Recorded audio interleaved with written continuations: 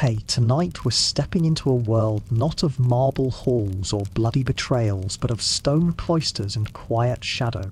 We'll walk beside a monk in a silent monastery, where life is measured not in power or wealth, but in hours of prayer, in the rhythm of bells, and in the faint glow of chanting. It's a tale not of conquest, but of surrender, a story whispered in hushed chapels and carried on the still air of dawn. If you enjoy these soft wanderings into history, I'd be grateful if you tapped the like or tell me, where are you listening from tonight? Is it sunrise where you are, or has the dark already settled around you? Now, ease your breath, let your shoulders unclench. Tonight, we're drifting back into a monastery where silence itself has weight. Congratulations, you've just awakened in the narrow cell of a monk. The night still lingers outside, the sky dark blue, pierced with fading stars.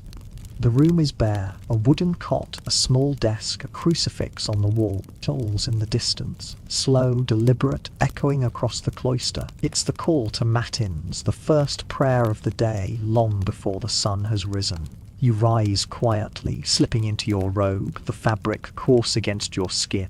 Your sandals scuff against the stone floor as you join the silent procession of brothers, each walking with eyes lowered, lips moving in wordless prayer. Their light dances on the carved wood of the choir stalls. You take your place, the air heavy with the scent of wax and incense. Voices merge into a single tone, rising and falling with the psalms. Time stretches, the prayers blur together. There are no clocks here, only bells and shadows. When the chanting ends, silence returns, thicker than before. As the first light of dawn seeps through the stained glass windows, you move toward the cloister garden. The grass is wet with dew. The monks walk slowly, some reading small worn books, others simply standing still, gazing at nothing.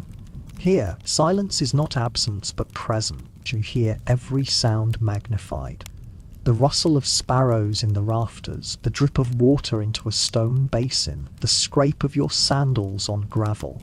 The world beyond the monastery walls, its markets, its noise, feels impossibly distant. Sunrise, another bell calls you to the refectory for a simple meal. The hall is long, its wooden tables plain and scarred with years of use. The monks, instead, one brother reads aloud from scripture as the rest eat in silence. A crust of bread, a bowl of porridge, a cup of thin ale or water. You step into the scriptorium, where shafts of light fall onto rows of desks.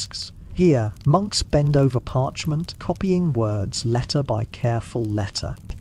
Each page is an act of devotion, each stroke of the quill a prayer.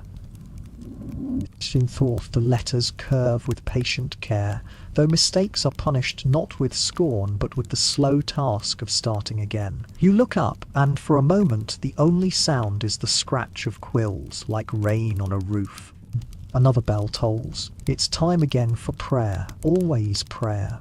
The day is divided into hours, and the hours are measured not by tasks but by devotion. By late afternoon your body is when you walk the cloister, the stone arches cool against the heat of the sun. A brother passes, carrying a bucket of water. Another kneels by a rose bush, trimming it carefully. No one greets you with words, yet the silence feels like company, as though each of you is a single note in the same quiet hymn. When evening comes, the monastery gathers once more in the chapel. Candles glow brighter now, their flames trembling in the dim. The chants echo low, ancient Latin syllables rolling like waves against the wall. The worries of life outside, wealth, politics, ambition, fade until they feel almost imaginary.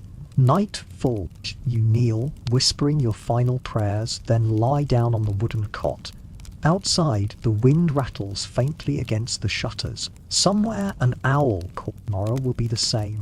Bells, prayers, labour, silence. And yet, in this repetition, in this quiet surrender, the monks find eternity. The monastery holds no battles, no betrayals, no emperors or but in its silence you realize history whispers too, not in the shouts of crowds, but in the steady rhythm of lives devoted to something beyond themselves. A reminder that even in a noisy world, stillness waits.